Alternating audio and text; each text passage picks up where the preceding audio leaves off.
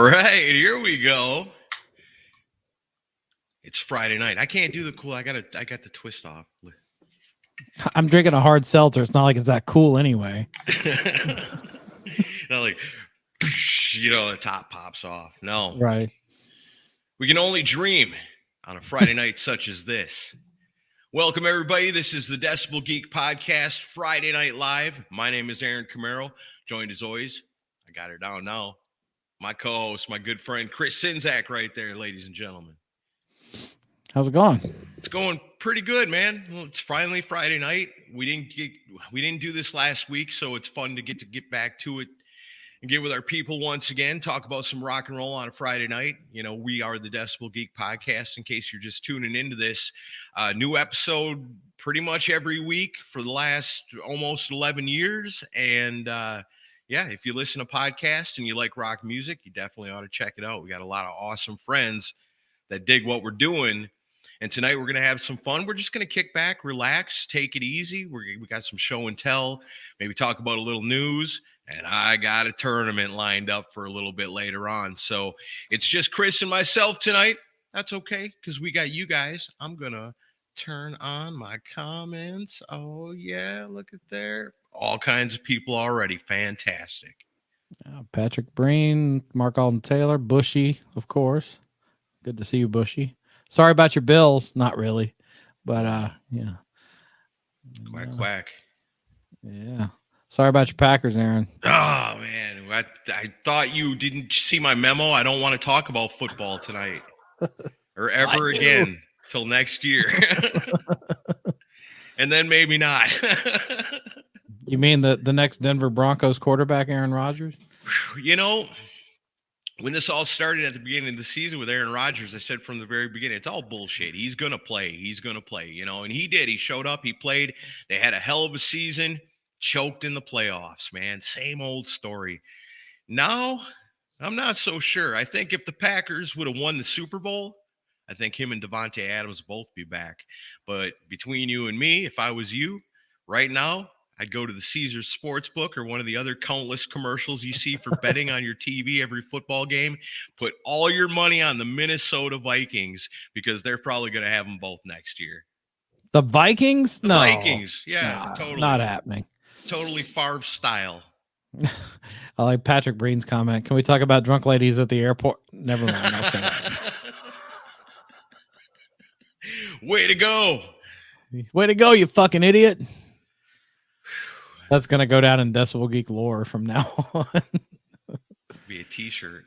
Oh, but yeah. So if you don't know what we're talking about, if you haven't listened to the new episode, Chris and Aaron do Florida, check it out. It's got our whole work vacation slash adventure. Mostly highs, not too many lows, but the lows were bad. The lows were low, but they're as few as they were low, but yeah, we had an awesome time nonetheless. We got all kinds of pictures that we shared, thanks to Debbie Detroit in the studio, snapping pictures of all of us.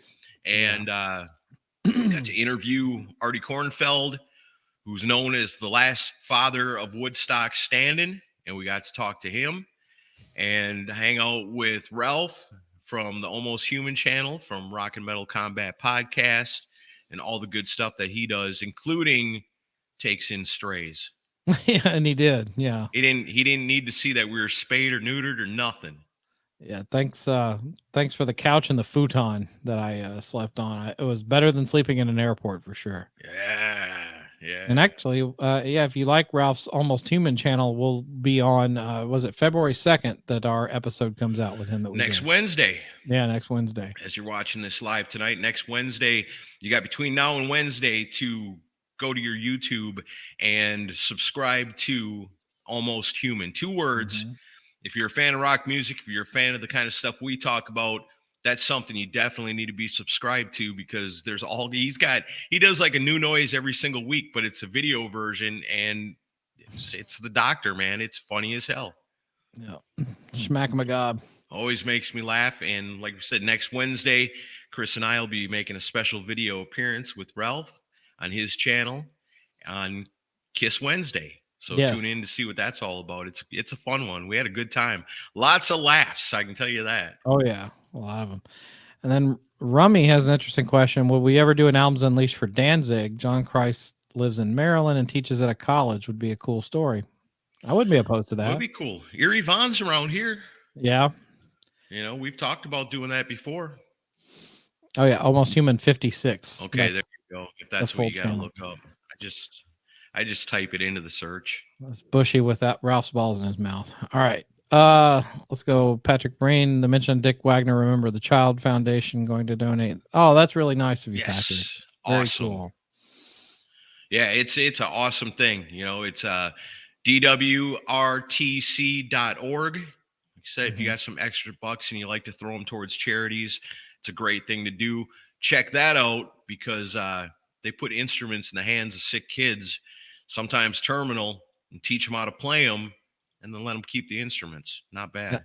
And I know Aaron memorized DWRTC.org. Why is that? Because we had to you had to repeat it to Artie seven times to get it correct. Yeah. DWDC.org. What? Yeah. Do I need to say it just like that? Or yeah, kinda. You do. You'd say .com or you'd say whatever. After a while, I thought he was just messing with me. And he's like, I feel like I'm doing a commercial. And we're like, you are doing a commercial. That's exactly what we're trying to get you to do. Oh man. But yeah, we had a great time. I do believe we're going to have access to the interview we did with Artie for our use as well. So I think that'll be a fun episode once we put it out. But yeah, if you want to hear about all of our Florida adventures, check out the new episode. But it was definitely a fun one to record. But yeah, we loved Florida, but we're happy to be home. For sure. Even though it is witch nipples outside right now here in Tennessee. Witch nipples. Cold, man. Cold. Says the Wisconsin guy. Yeah, exactly. Hey, that thick skin wears off after a while, I'm telling you. Oh man, so what have you been doing this week? Just a lot of work? Working, man. Doing what I got to do to keep the food on the table and the roof over the house, and place to film the Friday Night Live and record the Decibel Geek podcast. I made an appearance on another show. Oh yeah, I saw that. They've been tagging our stuff. Yeah, I got soft to me, soft and supple.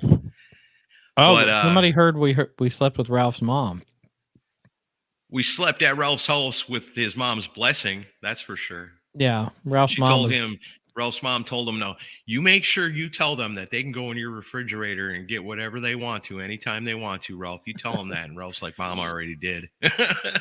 And then we looked and all we saw was hot dogs and cheese. I'm like, well, we don't need anything. It's good enough for us. Yeah, beggars can't be choosers. Are you broadcasting from deep space, Aaron? Yeah, I'm trying something different. I want to have some ambiance for myself. This is for me. Where are you? I'm in the basement. Oh, okay. But Jamie got me this cool light thing that sits up here. Okay. And then I can dim the lights, and I got light right here. Is that like a ring? That's all I need. Is it a ring light? It's a light. It's an orangish looking light. Oh, okay. I don't know what it's called. It's not one of those round ones, the tube or whatever. I've got. Although I'd look better without it on. So, but yeah. So Grayson saw Witch Nipples open for Wasp in 1987. Hell yeah, man! That's stone cold. New episode entertaining to tell peace. Or I thought I was crazy laughing while talking to nobody. Well, that's a normal day for Bushy. Yeah, it's a normal day for us too. It's always funny when you're at work or something and you got your earbud in and you're listening to a podcast and it makes you laugh, and you're at work and you're like kind of look around, make sure nobody see you over here, and you're laughing your ass off. Are you saving up to re-sign Aaron Rodgers? I ain't got enough money to re-sign Aaron Rodgers. He's going to Minnesota. He's not going to Minnesota. You're insane. No, it's not a light ring. I already explained that. It's just a light. It's just a one thing. It looks like you're under an interrogation right now. Where were you on the night of August 12th? I don't know. I don't remember. That was too long ago. Mm-hmm. I was at a Witch Nipples concert. A Witch Nipples concert, that's right. Grayson. Wow. So we want to do a rock and roll show and tell real quick? Sure. Yeah. I got some kind of cool stuff, I guess. All right. Well, you go first. Let's see. What do I got here? Some good stuff. All right. I haven't listened to any of these yet because I just got them. You guys know me. I'm always on my CD hunt. I explained to Chris on the latest Chris and Aaron show for our Decibel Geek VIPs that'll be coming out real quick about my magical formula I found to get free CDs. So I've been getting a lot. And the only problem is I get so many that I can't listen to them all before I got more new ones coming in. My wall is going to be going up soon. I need it. Got no closet space. Found this one at a good price. I always got to figure out how to set it. There we go. Joe Walsh, Barnstorm. Oh, okay. What's on that one? Some old 70s rock. Is that like after he left James Gang? Yes. What year would this be? 1972. Oh, wow. Yeah, that's right after he left James Gang. Yeah, this would have been probably the First first solo thing record. after he left James Gang. Looking forward to checking that out. I like some Joe Walsh. You know, James Gang went on to do some okay stuff without him. Look at Toomey. If the one could see you showing me. I know what this is about. You'll never get it to me. You'll have to break into my house. I'm going to put it in a frame, a golden frame, and hang it on the wall, and I'll make you autograph it for me at Rockin' Pod. Mm. All right, this one I picked up also. Testament. Oh, I love that record. That was a great record. Shoot, yeah. Brotherhood of the Snake. I'm getting pretty close on my Testament collection. I'm a completist now. I'm almost there. Wait a minute. That don't look good. I don't think this is the right CD inside of here. I just noticed that now. Unless it's made to look like it. That reminds me of a different Testament CD. Which one is that? Maybe it's similar. Yeah. Toomey says you can buy the VIP package and he'll sign it for you. Heck yeah. I'll do it. All right, this one, everything I've heard by this band I always kind of liked. And so I saw this one and the price was real good on it. Ed Guy. That's good. Yeah, it was like a couple of dollars. That's a great band. You don't see a lot of Ed Guy out there on the streets. No, that's good stuff. I'm looking forward to checking this one out. You know, they got an album called Rocket Ride. Yeah. I think the singer is a Kiss fan, I believe. Yeah, that would make sense. Mm-hmm. It's more power metal-ish, but yeah, it's good though. And this, the Quest. I always love it when a quest concludes, you know, because I've got my massive list of CDs that I'm looking for. I'm trying to build the ultimate Decibel Geek library of CDs, and I got a pretty damn good start, and it's growing all the time. So I've become like a completist on the bands that I really love. I want it all. And just the other day, I was able to finally complete my ZZ Top collection. Yes, I have that one on vinyl. With La Futura. This one is awesome. Yeah, the song Chartreuse on there is great.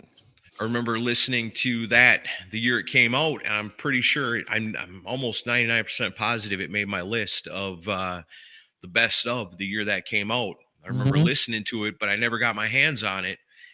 And I was in my usual record store one day, and I found the CD.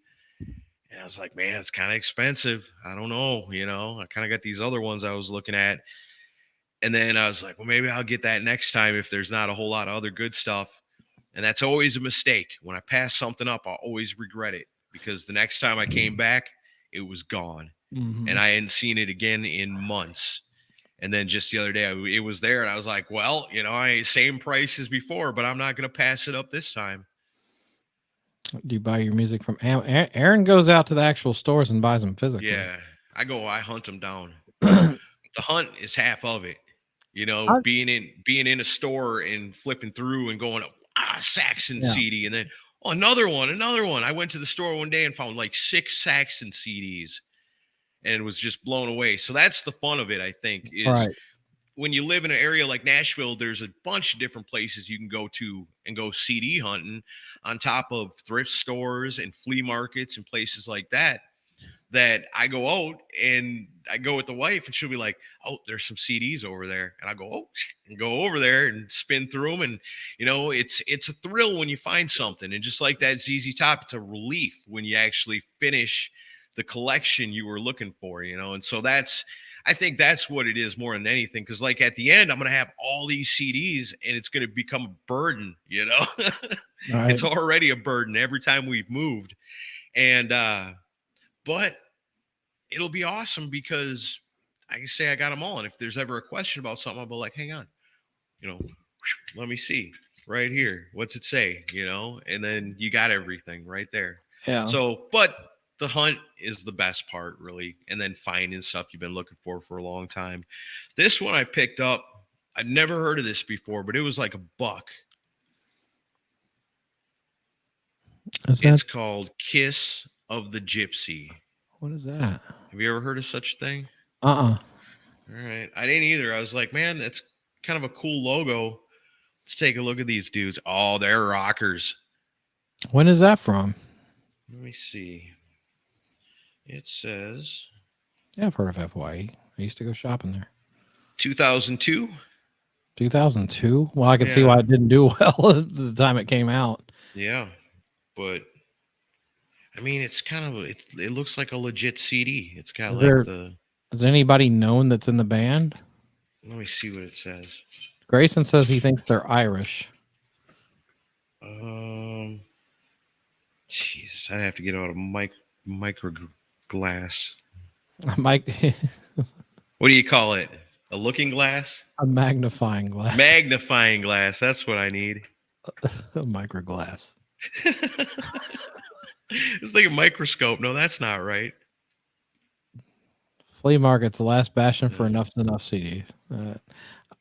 I like going out and hunting. I'm not opposed to ordering online though. Discogs has helped me out a few times with certain things that are hard to find. Yeah, if it's something I really need, like I feel like I really need, and I know I'm not going to find it anywhere else, I don't recognize none of these dudes. I'll have to listen to it. Maybe we'll put it on Smash or Trash next week. Yeah, I got that other one that I was talking about doing too. We can put that. We could do that. Smash or Trash on that next week. If I can get the audio not to sound like garbled garbage, like it has a lot. I don't know what that was only when you played videos though. No, I mean, I guess, the last time we did it, it was kind of split like 50-50. You and a few other people said it sounded fine, and then other people said it sounded horrible. So I don't know. I don't know either then. But I mean, that always sounds normal. I can just always get my boom box and just hold it up by the microphone. Really go old school. Hit play. There you go. What do you think? So Patrick Breen has an interesting question. What will it take to get us to listen to Savatage? I've been looking for some Savatage. That stuff's hard to find. I've tried listening to them. They just don't do much for me. I've tried. Somebody was talking about Savatage recently about being a thrash band. And I was like, are you sure you're talking about Savatage? Progressive metal is what I would call it. Like progressive thrash. Would you call it progressive thrash? Like the early stuff? I wouldn't call it thrash. I would just call it progressive metal.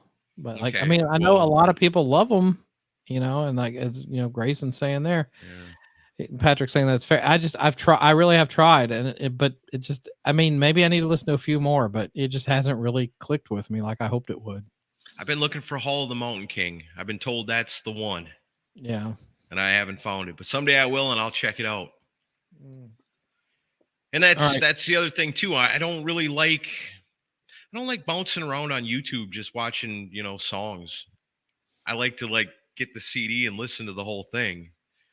So like a lot of times I won't listen to something new, even if it's something I really like, until I actually got the CD. Case in point, Classic 78, if you don't know, has got a new album out, and they're like it's like oh boy, what's like what Dirty Honey is to Tora Tora, and what's the other one? Greta Van Fleet is to Zeppelin, and The Darkness is to Queen.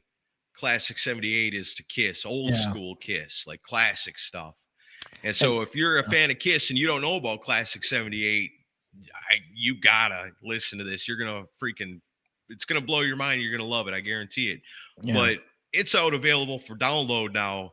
I'm gonna buy I'm the waiting. physical product though. Yeah, Yeah, I I'm want to waiting. actually get the CD with the packaging. But it's tearing me up inside because I want to hear it so bad. But I'm gonna wait until I actually get the whole thing to listen to. But like with Sabotage, like Patrick suggesting Gutter Ballet, that's the one that I've tried so hard to get into, but it just doesn't click for me. I don't Is know that why. like their music from the Elder? Is that their like glam rock album or something? Their Metal Heart? No, not Metal Heart. I What's the couldn't tell one? you. What's the Accept one that you love so much? Oh, Eat the Heat. Eat the Heat. Yeah. With David Reed. Is that their Eat the Heat? I love Eat the Heat. That album fucking rules. Generation. Yeah, I love that fucking one. So Rock and Roll Loves Classic 78. Progressive metal, power metal is what I would yeah, power metal. Yeah, that's fair. Okay. Um, But aren't they from like San Francisco, where like Metallica Florida. and all them were from? Florida. Okay. Florida, All I right. believe. Yeah. And then what's Toomey saying? I just listen to Classic Kiss if I want to hear Classic Kiss. All right, that's fair. Son of a bitch. Just give it. Ooh. You're never gonna get that CD. You keep talking like that. Do you take your Walkman to work and listen to your CDs? Do you take Anti-skip, baby. Well, Aaron recently upgraded to an iPod. But I take my CDs and go through them and then take the songs I like and then put them into the iTunes and then put it into my iPod. Yeah. Rummy asked, what do we think of classic metal live recordings that were made in Asia, like Beast in the East, Doc, or Judas Priest Unleashed in the East, Iron Maiden made in Japan? I mean, I like all those, and of course, you know, Cheap Trick of Budokan. You know, that's a classic. I mean, if you want a live album that's going to have an audience that are going insane, then that's where you want to do it. Is Japan, you know, because they're going to go. The crowd's going to go nuts. Great band, Riot's. Yeah, really I like good. Riot. Fire Down Below. Riot's another one. They've got such a massive discography, and very rarely will I find a Riot CD. But when I do, every time I love it. I think it's great. Mm-hmm. And I think, why was I never into Riot? Why didn't nobody I know listen to them? The dumb mascot. Oh, the monkey with the nose. Like the right? Narita album cover. Yeah. If you want to hear cover band Kiss, just listen to current Kiss. That's fair. Yeah. But then again, Bushy was the one wearing their T-shirt on the show a couple of weeks back. Was he? Did he wear a Kiss shirt that night? I can't remember. Yeah. I'm always half in the bag when I do that. Scab Kiss. I'm just kidding. 2 cassette Walkmans. Wow. I don't have a Walkman anymore. Nice. No, mine I wore them out, man. Although the vinyl record console behind me was built in 1974, so that's pretty old school. I have to get it serviced still, though. Yeah. So that's what I got for CDs. I mean, I got a bunch more, but that's what I got. Yeah, he was wearing his Sonic Boom shirt. Oh, yeah. I forgot. Oh, man. What is your shirt? Batman and what? What does that say? Challenge of the Man Bat. Challenge of the remember that one? That's kind of when they talk about in Japan where they're silent during the song and then go nuts after, you know, when it's over. That's kind of like how they do in wrestling. Like professional wrestling is really revered and loved in Japan, and they're always very, very polite, you know, and they only get nuts when they're supposed to. It's a seal? The Riot mascot? No, that's some kind of got like monkey. Arms and legs. Seals don't have arms and legs. Seals don't have arms and legs. They'd be cooler if they did, but they don't have them. They should. What's stopping them? Oh, seal arms matter. All right, so I kind of spoiled mine earlier this week, but I had to share it tonight because, you know, I always look for stuff on eBay for the Alice Cooper blackout period, and you know, it's really hard to find stuff because there wasn't a lot there because it was kind of bad times for him, you know. Yeah. But and I always look for Dada stuff. I think there is a Dada press kit, but it's very hard to find. It rarely goes up for sale on eBay. I suppose most people probably looked at it and threw it in the trash back then. Probably. But what I found, and like I found this Alice Cooper 1980/81 tour book.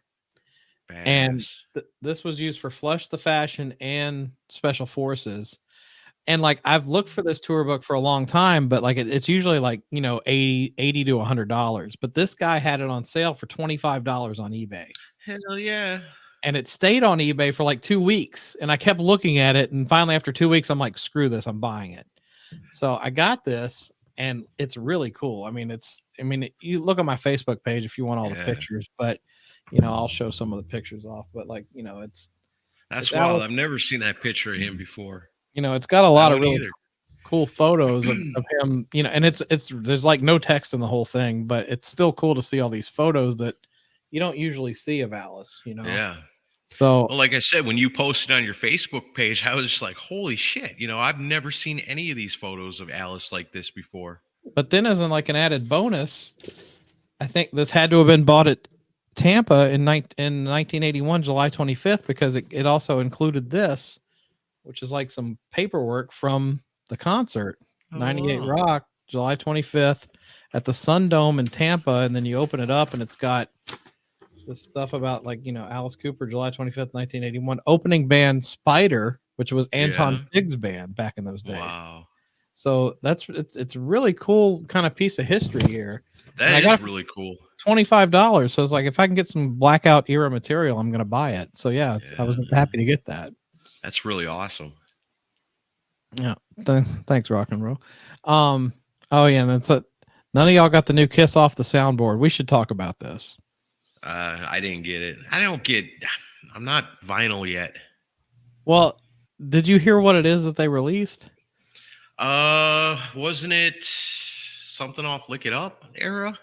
No, it was. No? I wish. No, what is this? Blackout. Remy wants to know what we mean by Blackout era for Alice Cooper. Basically 1980 through 83. And he calls it his blackout period because he doesn't remember making those records. And that's because he was coked up and drunk. A lot of drugs. Yeah, he was really fucked up. And then yes, Al Horter, you're right. So basically, like, remember they put out that Rock the Nation DVD back in 2004? Oh yeah. Is it just one of them? And they did instant live. Like if you saw the tour, that's what I mean. I got a couple of them. It's the Virginia Beach show, which is basically one of the two shows they filmed for the Rock the Nation DVD. And like, so it's like been out there for years, and it's really nothing new. But now it's available on vinyl. Ooh. Yeah, in a cardboard packaging. Yay! But the vinyl's green. But I don't understand it. I mean, it's them testing the same old theory that they've proven true to themselves so many times over their whole entire careers. Is Kiss fans will buy any kind of shit garbage you throw out there. Somebody's buying it. A lot of people are buying it. Well, the first one they put out was 2001 in Japan that had Ace and Eric Singer on drums. Because remember, Peter. That's pretty cool. Peter backed out, which that's at least because that's a rare show, and that makes it interesting. Yeah. Yes, Grayson, Kiss did a quick cash grab. That's right. No, not Kiss. I can already tell Ian is widely his Facebook user tonight because of the oh my god, you gave yourself away, Ian. And he says Alice chooses to forget those albums. You're wrong. Those are good. Well, but most of it. There's some really weird shit in there too, but there's some gems in the Blackout era as well. Yeah, and Adam and C, you're right. You can't stand the argument folks are making saying if you don't buy this one, they won't release anymore. Well, then don't release anymore, but like at least release stuff that people want to hear. You know, it's stupid. Does anyone want to hear the current lineup on a vinyl thing? I don't think so. If that's how you feel, then you are a slave to Kiss. Break the chains. Mm-hmm. It's time to let it go. I don't want it, but I'm afraid if I don't get it, they won't release anymore. I'm a slave to Kiss. They have enough of my money already, so I don't. It's rare I buy anything from Kiss. I did buy a yellow Rock and Roll Over T-shirt. That's the only thing I bought, but I paid for it in fucking August and got it in December. So I don't know. Kiss. But I've heard, although that Dubai show they did in 2020, I guess everyone still hasn't received their merchandise for it yet. They've been ripped off by it. And then Gene goes this week and puts up the Guinness records that they broke, like the certificates for them. And it's like, you're doing that when all these people paid thousands of dollars and they got nothing for it. It's like that's kind of tone deaf, dude. Yeah, you don't. If you owe people money, you don't want them to show them you're having a good time while you owe them money. Yeah, I did the right thing. I watched it for free. Yeah. Yeah, I just don't, good on Kiss for whatever, but I'm not gonna really buy anything with the Eric and Tommy lineup anymore. I don't think, unless it's a new record. That's the only thing that would get me to buy anything. Yeah, I think so. And yeah, if that release something with Eric Carr on it, it's that would make more sense to me. But anyway, enough about Kiss. Whatever. I don't know. Yeah, I'm kind of kissed out. I think, and I think I've decided that Kiss is not my number one band anymore. So yeah. Don't let what's going on today diminish what it was in the past.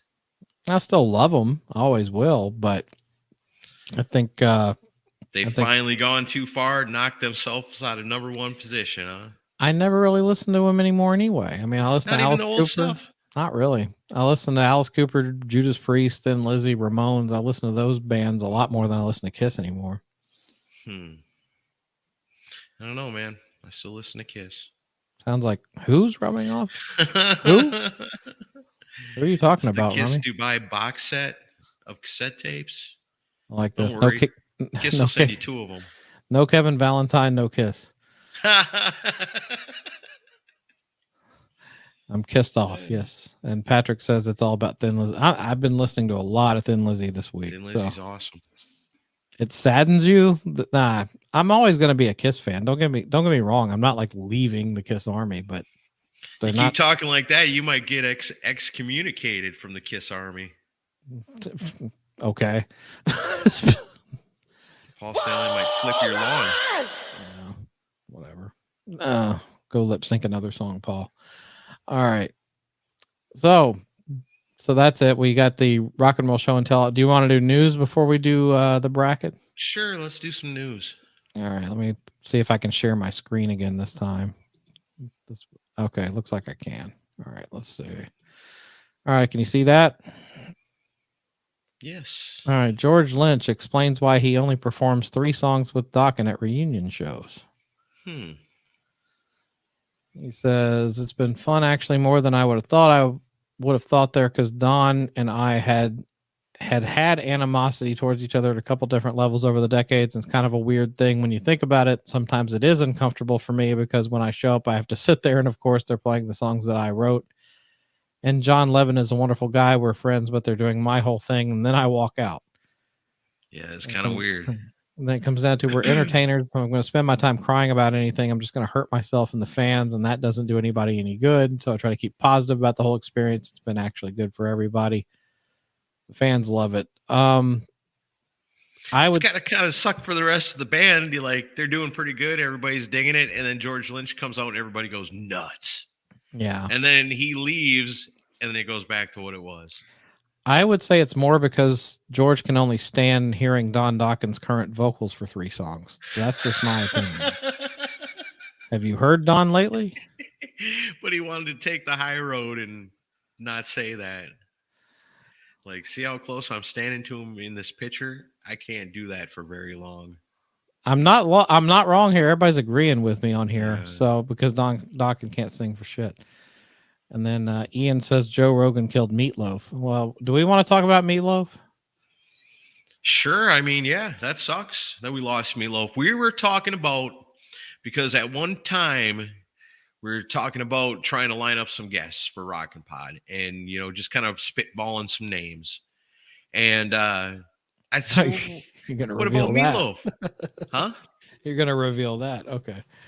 Well, I wasn't gonna reveal the first one that led to Meatloaf. That's okay. I can reveal it? No, I don't want to get into the whole creature. Okay, well, thing. Anyway, long story short, that it got longer and is now shorter. We were talking about, I said, well, what about Meatloaf? He's around here somewhere, I think. And, that's a little outside the box, too. And I know a lot of people would love to come meet Meatloaf. And I don't know how far it got, but that was something we were definitely thinking about. And then that's the same old story of, you wake up, you see the news, and you're like, damn, There goes another one that we would love to have been able to spend some time with, you know. And now we got this thing, Rockin' Pod, where we can spend time with guys like that. And Mhm. you know, when one passes away, then that's kind of the first thing that always comes to my mind. It's like, you know, there goes another one that could have been a really good Rockin' Pod guest. Yeah, Hey, about him singing on the Nugent album. mhm. That's damn right. Those songs are badass. There's a Yeah, he's song he doing does that. called I Love You, So I Told You a Lie. Mm. It's killer. It's Ted Nugent and Meatloaf, and it just rips. Now, I always liked his voice, and I like Jim Steinman's writing on. They were a good combination, but no, I listened to "Bat Out of Hell" the day that he died, and I was like, well, it's a damn good rock and roll record. Yeah, It's I mean, the song Bat Out of Hell alone is one of the greatest things I've ever heard in my life. Like, I was a little kid, I'd listen to that song. My Aunt Pam had the record, and I'd stare at that album cover, which is one of the greatest album art covers of all time, hmm and listen to the song and stare at the album, and listen to the song and stare at the album, and try to like imagine a story. You know, it was like listening to a movie almost. right. Yeah, no, I like that, and the VH1 it's not it's like a dramatization of Meatloaf's life. It's cheesy, but it's enjoyable. Unlike the Def Leppard one, that one's just horrible. Don't ever watch the Def Leppard VH1 movie. It's not worth your time. Was it one of them biopics or whatever they call Yeah, them? Yeah. but it's like fictionalized. It's like actors playing them. Yeah, right. Yeah. I would do anything for love, but I won't do that. A song about why Aaron won't buy that Kiss album. I love you, Kiss. Old Kiss, classic Kiss. The memory I have of Kiss. I love that, but So I said, you want to see a funny / bad movie? Watch Road. Have you seen Roadie, the Meatloaf movie? you know what? I was watching a clip came up from YouTube Mm-hmm. in the like for you part, and it Yeah. was just the section where Alice Cooper Yep. meets Meatloaf, and I was like, I can't believe I've never seen this movie. This looks amazing. Yeah. No, it's not amazing. It's No? terrible, but it's enjoyable. Well, I guess that's the best part right there is when those Well, two are on screen together. It's kind of a stupid film, but like with you've got Alice in it, you've got Meatloaf in it, so it's got like cool cameos and stuff. But it's not a good movie at all. Oh. What's Ian saying? Vinnie Vincent tells MySpace you can have me or Bubba the Love Sponge. Well, I'll take you. You're better in bed, Ian. All right. So Meatloaf, Debbie Harry, Art Carney's in the movie too. Yeah, it's got a lot of cameos in it. This song is about anal. Okay. Yeah, Meatloaf revealed that was the thing he wouldn't do for love. Roadie was bad. I wanted to like it, but it's yeah. I mean, like you can watch it on YouTube for free. I mean, it's you're not gonna you get what you pay for, but it's not good, but it's okay. It's worth watching once. And then the thing with the Alice Cooper section of the movie is like how small his stage was. They're at Madison Square Garden, and like there's not a whole lot to his staging. Which kind of I guess when the lights are all on before the show, you see what it really is. Yeah. But yeah, I didn't mind it. Cool. All right, that sucks about Meatloaf for sure. Yeah, I mean, great voice. And actually, I've become friends on Facebook with Rick Olson. Do you remember the band Berlin from the 80s? Yeah, I think so. Well, like their big hit was a power ballad, but it sounded like none of the rest of their stuff. It was called "Take My Breath Away." It was from the Top Gun soundtrack. Yeah, I remember that one. But then they had a song called "The Metro," and they were more of like a new wave band. But Rick works for Gibson, and he lives out in Kingston Springs, where I grew up. And he posted photos from last year with Meatloaf visiting his house in Kingston Springs. And I'm like, in all my years, I never thought I'd see photos of Meatloaf hanging out in the town that I grew up in when I was in high school. It was just, It blew me away. But yeah, it would have been cool to have him at Rockin' Pod. It sucks that he died. I mean, I'm not going to get into the whole political side of the stuff, but it's just sad, Yep. Another legend lost. I should have mentioned, I love the movie Dudes from Penelope Sphere. I haven't seen that one. Have you seen Dudes? No, I don't think so. I'll check that out. Yeah, Sex I Am. That's another Berlin song. That's not a bad song. The Metro that's the song that I like from them. It was like I've never heard anybody say they like Berlin before, the band. I've never heard that. There was a Like nobody's ever said, "Hey, you ought to check out Berlin." I've never heard that ever in my life before tonight. well, Mark Alden Taylor tells you that. But no, they did one of those bands reunited shows for VH1 years ago. This is interesting. You ever check out the Charismatic Voice on YouTube? Yes, I have. She's a vocal coach. Yeah. Is she the one that looks like she's gonna have an orgasm while Yes. Paul Stanley's singing "I Still Love You"? No, I think that's Rebecca. She's like another vocal coach. Oh. But I like the one that the singers make her have spontaneous moments. Yeah, you should see. She does one for "Take Hold of the Flame" by Queensryche live in Japan, and she looks like she's about to lose it the whole time. Yeah, maybe that's the one I'm thinking of. Yeah. Oh my God, Sebastian Bach, just stop hitting those notes. Yeah, it's like a Rob Halford. Oh God, it's like it's like a Toddzilla date at a Van Halen concert. Right. Yes, Rebecca is hot. She's a British girl. Yeah, that's the one then I think. Mm-hmm. Yeah, I like reaction channels. I don't like a lot of them, but the ones I like a lot. They're pretty cool. So I thought I was the only one who had an orgasm when I first heard "I Still Love You."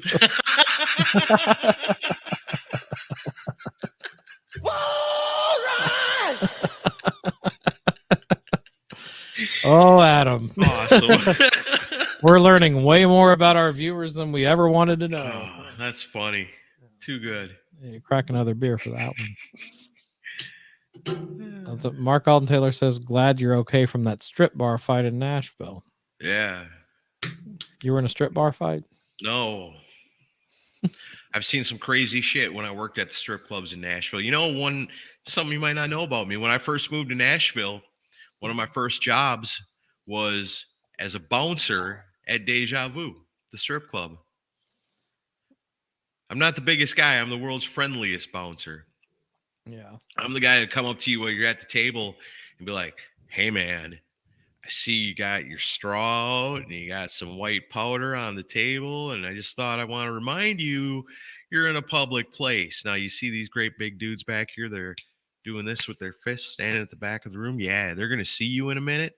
They're going to drag you outside. They're going to beat the shit out of you. They're going to take your drugs. And they're going to leave you laying face first on the blacktop. Tell you what, why don't you put that shit away and let's have a good time and don't get in trouble." And 9 times out of 10, they'd be like, oh, you know what? You're so right. Thank you. Yeah, let me put this away. And you know what? Here's $20, man. Thanks a lot for looking out for me. And then the other bouncers be like, "Why do the customers tip you all the time?" Like, I don't know. I guess they just like me. You were a bouncer, not the DJ. Yeah, I was a bouncer then because they had a DJ already, and it was here in the big city in Nashville. It wasn't like small town Wausau, Wisconsin. And he had been there for a while. And so I eventually got to do a little strip club DJing down here. I was going to say, Aaron has done strip club DJing. Oh, yeah, I have. It's a crazy story how I originally got into that. Unless you're drunk girls at the airport. So. Yeah. But you believe it or not, you don't go to college to be a strip club. Oh, no. Things you kind of luck or fall into, I guess. Grayson's asking if we could get Stevie T on the pod. Do you know who Stevie T is, Aaron? I don't think so. He's a YouTuber. I'm addicted to his videos, but he's probably 22, 23. He's a young dude, but skinny, nerdy guy. Looks like Rivers Cuomo from Weezer, but really funny on his YouTube channel and an amazing guitar player. Like, he'd do these things called Shreddemption. He'll find like horrible music and he'll take like a splice of that bad music, make it a bed track, and then he'll just shred over the top of it. And it's just amazing. Wow. Really funny guy. I'd love to have Stevie T on the show. I don't know if he'd do it. He's got like 2 million subscribers on YouTube. Oh, nice. Yeah. He's a big deal. Aaron said he was Hulk Hogan. That's why he got the bouncer job. Listen here, brother. I saw you touching that girl's ass. Oh, you have to. Room is asking you to say this. Oh. Do a strip club intro. But you know, the thing was, it's like strip club DJing and being a wrestling ring announcer are really one and the same. It's kind of the same thing.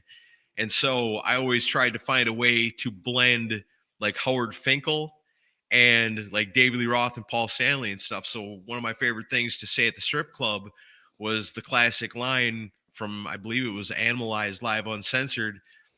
This place looks like a fucking zoo.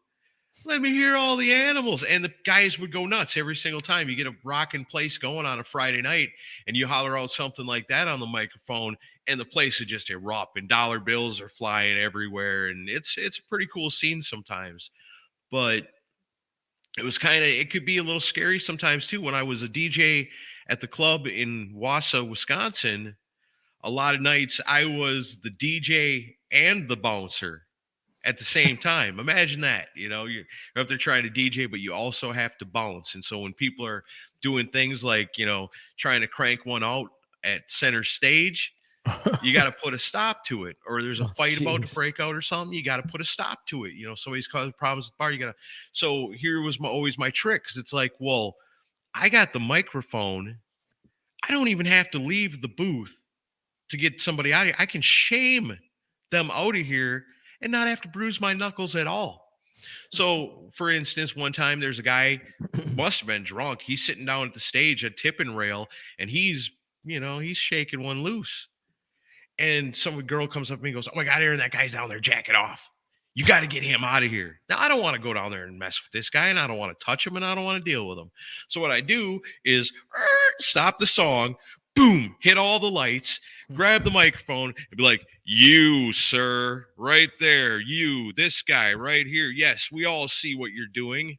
We see you've got your penis out. Everybody in here knows it.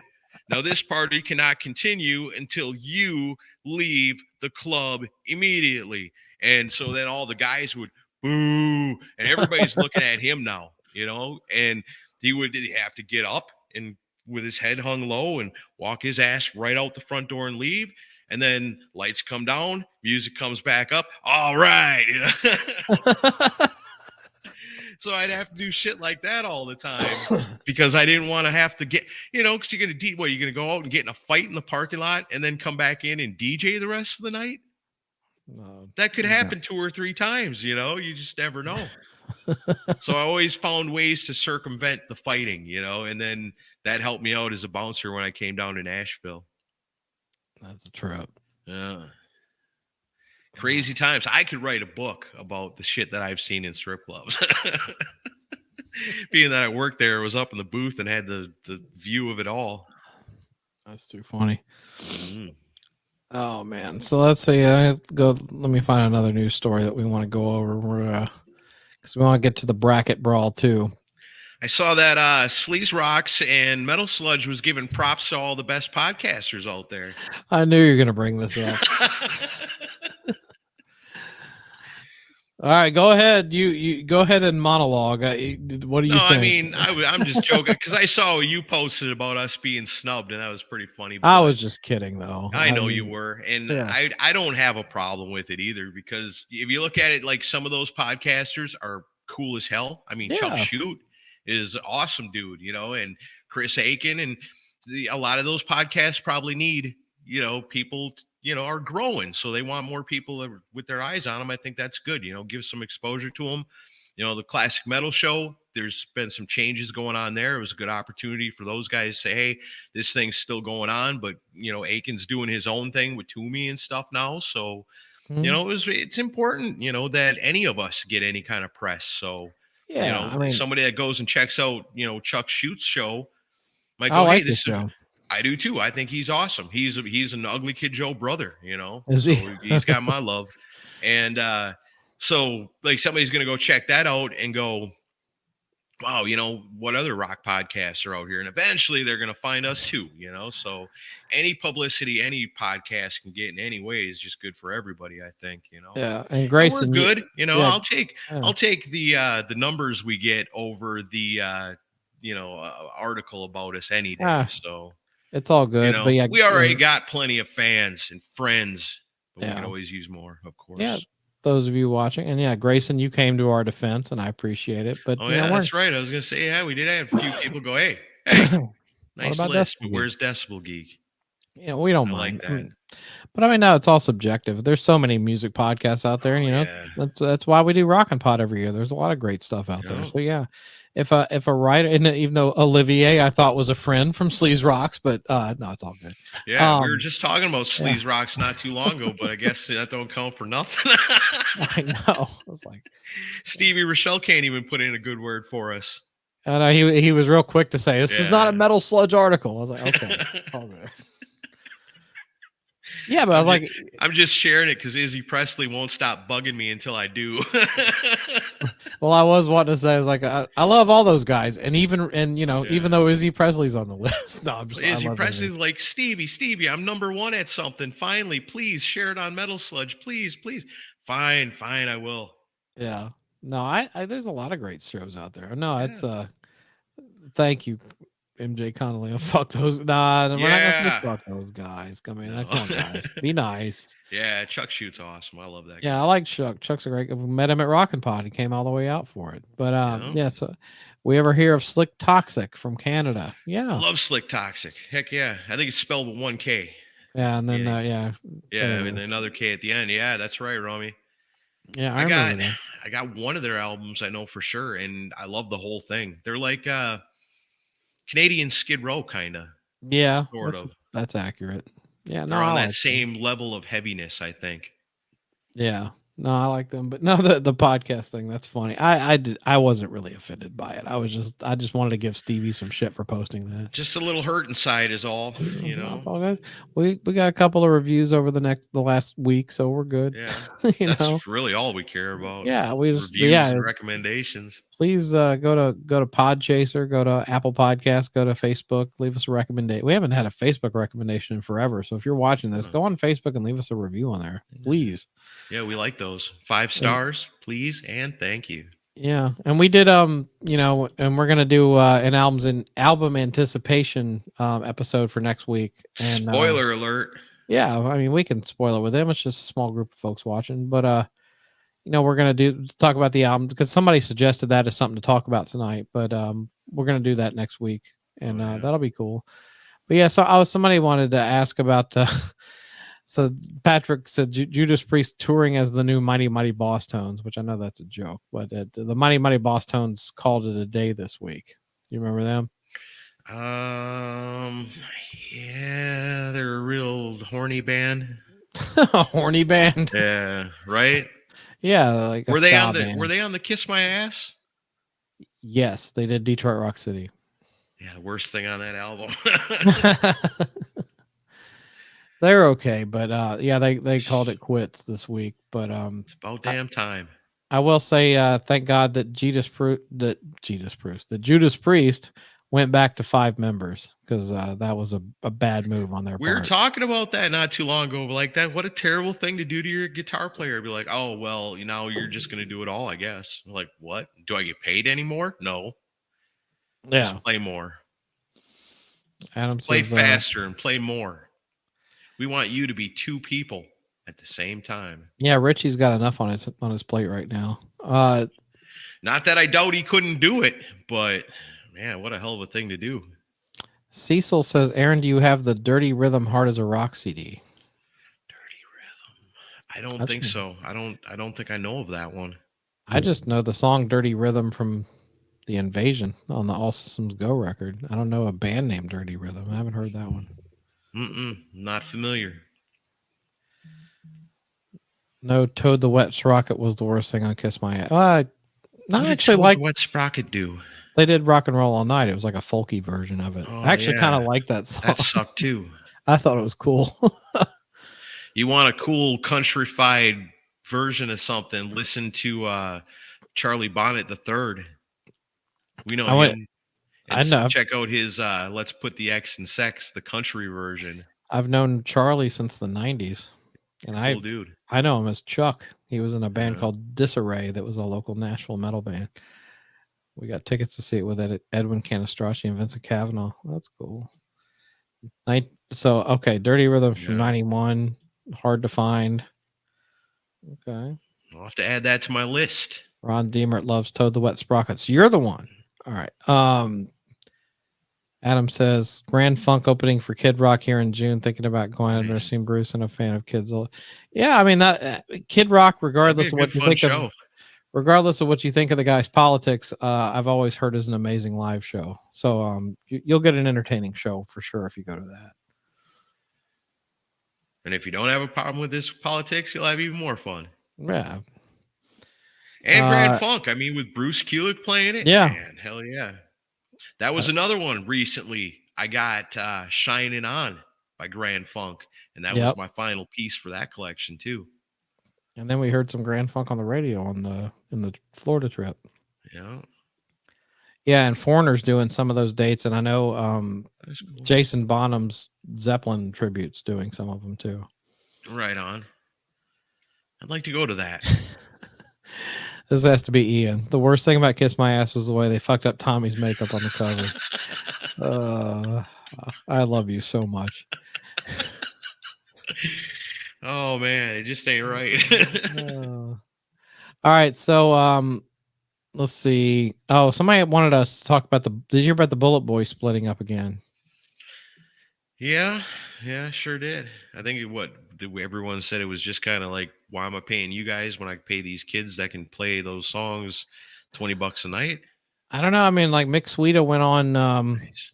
another Minefield, good Minefield's great. There's another good YouTube podcast called Waste Some Time with Jason Green, and he had Mick Sweeta on, and Mick was very diplomatic about it, but Mick was just like, old things kind of cropped up, and me and Jimmy decided we don't need to be in the band anymore. So basically, Mark Torian's an asshole. I think that's what it boiled down to.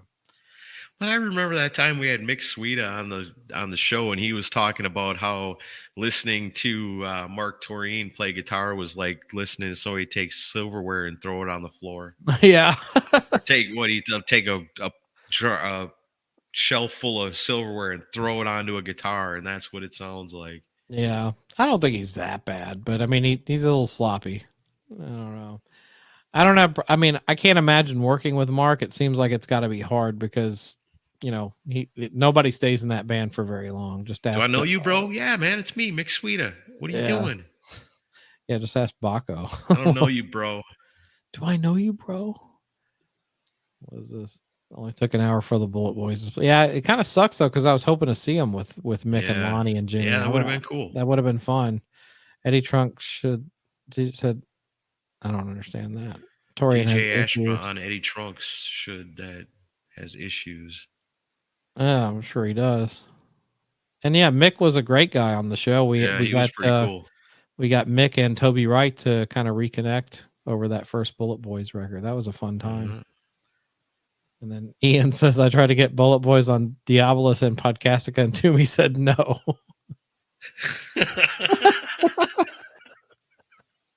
Fucker Toomey.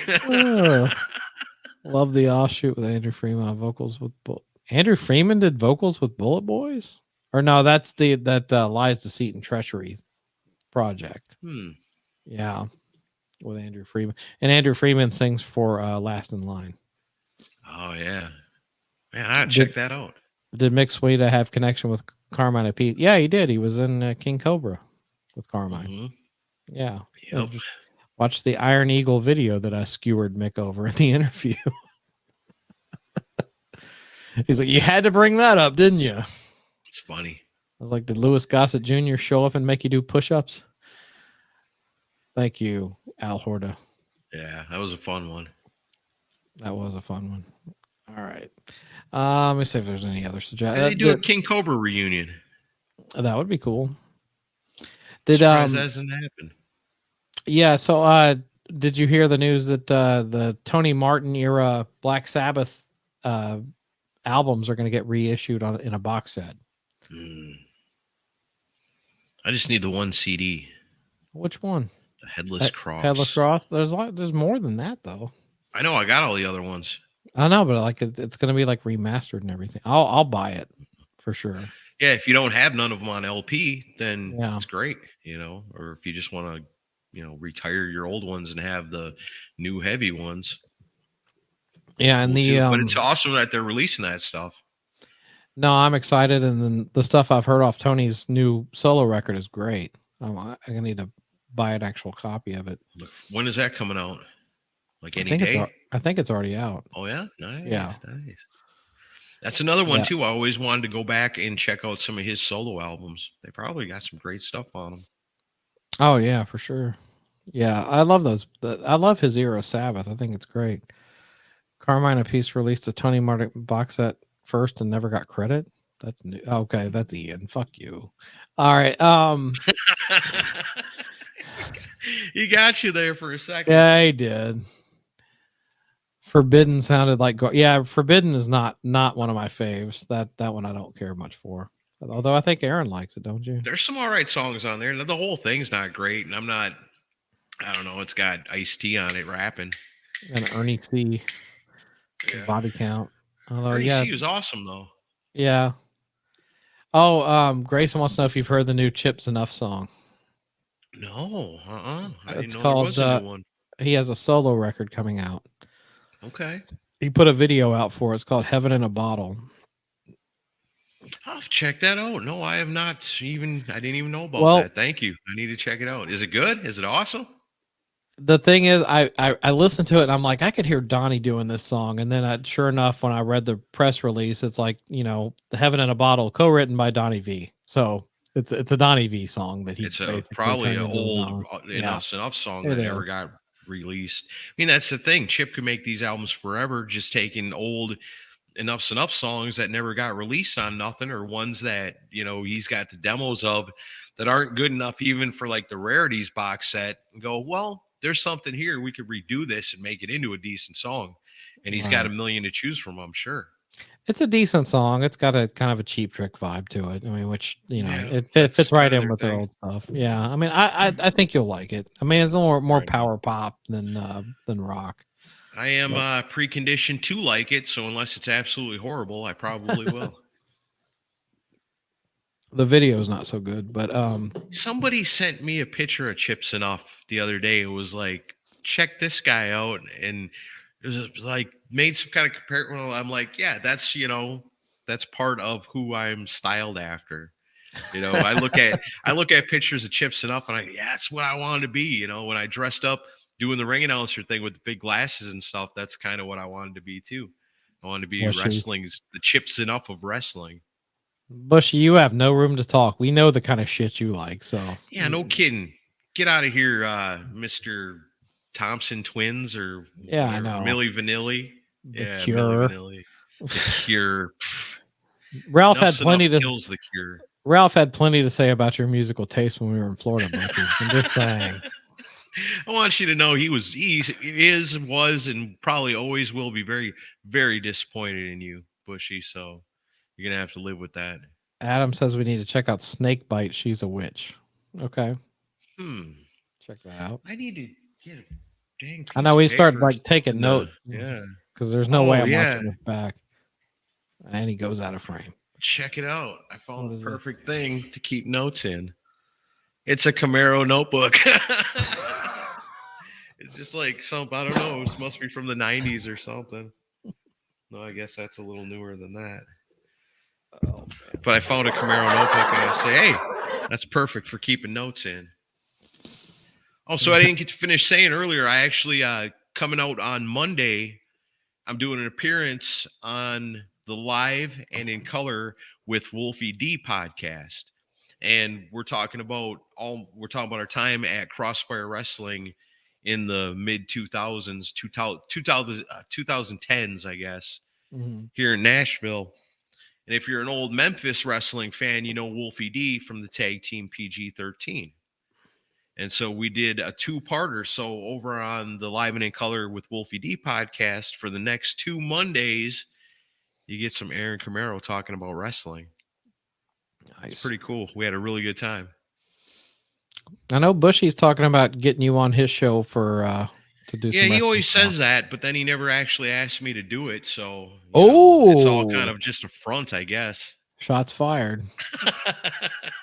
I'm supposed to go on with him sometime soon. When everybody's around, he's like, "Oh, Camaro, you should come on the show." And then when nobody's around, then it's like, "Ah, fuck that guy. I ain't even gonna call him an asshole." Oh. Everybody says they want me on their show, but then when it comes down to it, nobody says, "Hey, you want to do it on this day?" Man, I got to lay off the peyote. Yeah. I think that's how it is. Sinking Stanley agrees with Bushy. He loves Milli Vanilli too. Loves Milli Vanilli. Sinking Stanley. Of course, Sinking Stanley loves Milli Vanilli. That makes sense. Obviously, yeah, of course. Oh, Bushy says he bailed on me last time. Never answered me. Bailed. Oh, bullshit. Shots fired. Bullshit. Never answered me my ass. And now Mark Alden Taylor jumps in. I asked you, Aaron. You That's said, true. I do owe Mark Alden Taylor one. I definitely do owe him one now. But Bushy goes to the back of the line. Ooh. All right. But I'm going out with Mark next. Just let me know when, buddy. We'll do it. Attacked. Talk about whatever you want. As long as I don't have to do homework. Well, no, you can't do homework. I barely got time to do homework for this show. All right. So we ready to do some bracket brawl? Speaking of which, I just finished up the bracket brawl brackets as we were counting down to start the show. So, well, let's do the special effects first, okay? Oh yeah, of course. There we go. Gotta have that.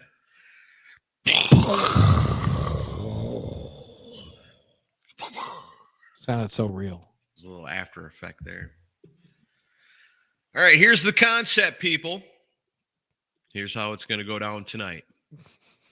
So you're sitting at home minding your own business. Telephone rings. You answer it. It's Michael Wagner. Michael Wagner says, hey, I've got Nuno Betancourt back. I'm coming out of retirement. We've got an awesome band together, but we need a lead singer to help us create the greatest band of all time.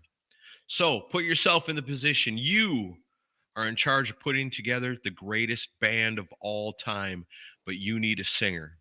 So you look at the top 16 singers on ranker.com and you go, oh, I'll never be able to afford any of those guys. So you skip down to the next 16. And this is what we got to choose from.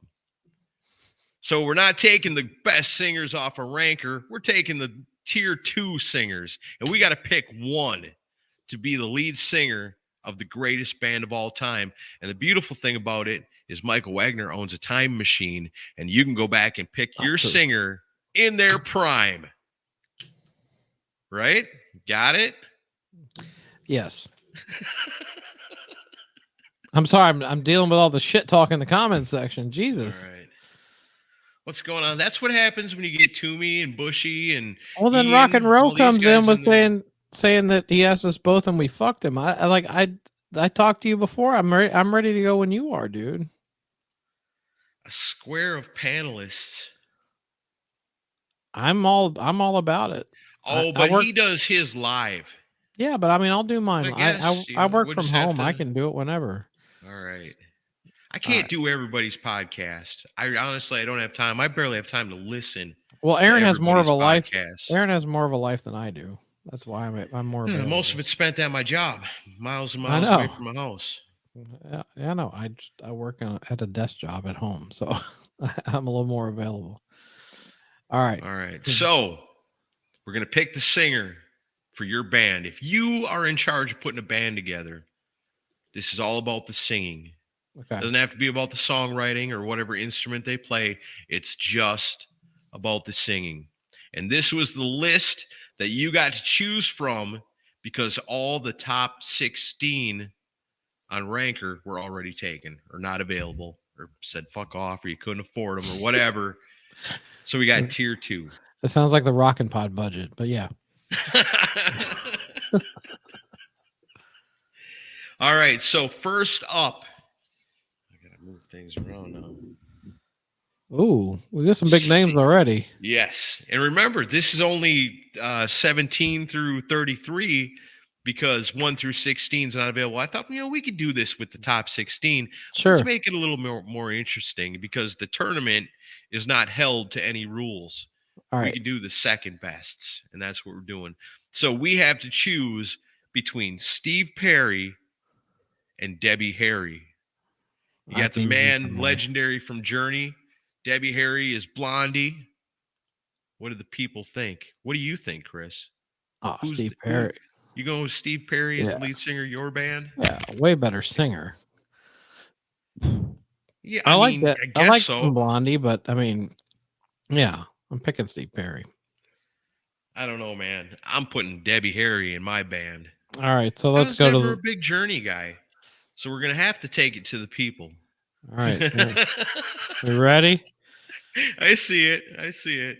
Yeah. So yeah, Steve Perry, Steve Perry, Steve Perry, Steve Perry, Steve Perry. What the fuck, Oh, there's Bushy? one Debbie. Limp Biscuit. Shut up with Limp. All right. Steve. No, there's a Debbie Harry. Steve. Debbie. It's still way more Steve. Steve Perry. Steve Perry and his prime kills. Debbie. Oh, Debbie. I don't know what you're doing, Rummy. Take your hand off that thing. I think it's Steve Perry pretty clearly. Yeah, it looks like a lot more votes for Steve Perry. So we'll advance him. Yeah, Jimmy says, how is Steve Perry not in the top 16? I don't know. You know what? There's a lot of guys you would think would be in the top 16, and there's a lot of ones. Do you want me to tell you who the top 16 are right now? Real Yeah, quick? why not? I can. I'd be interested to know. I think I still got it open on the phone here. I guess Let me take a Roger look. Daltrey's got to be in the top 16, right? I believe so. Yeah. Okay. So let me get back up. I'm already down to 33. Cecil says you're just picking with your dick, Aaron. My dick's got ears too, you know. Yeah. Ian All right, Wadley. number one. Lee Gersman. All right, number one on Ranker, lead vocalist Freddie Mercury. Yeah. Number 2, Robert Plant. Number 3, Mick Jagger. Number 4, Jim Morrison. Number Mick 5, Jagger. Steven Tyler.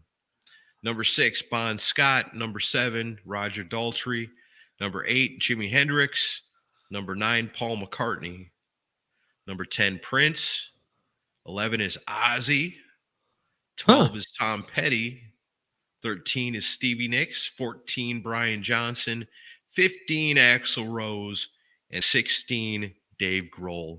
None of those names are on this list. Dave Grohl. Come on. Dave Grohl.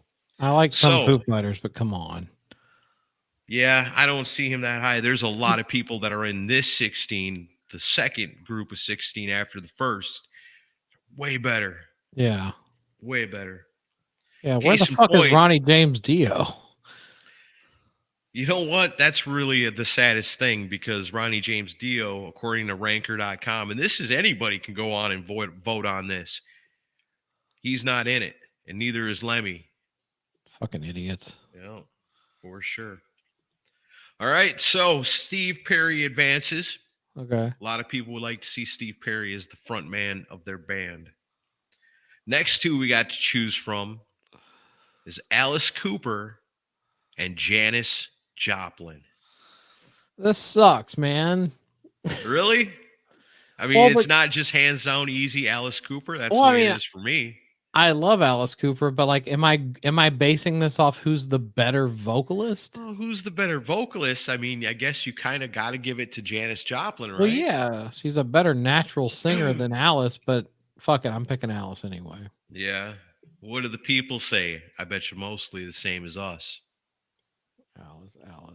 Alice Cooper, Alice. There's a Janice. There's one. Ron Janice Deemer. all day.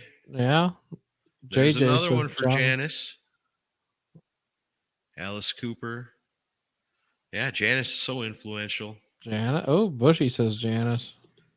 Pearl, which is Janice. Oh shit. Am I gonna have to fucking count now? All right, Janice. I don't know. There's a lot of Janices now. All right, let me go back to the top.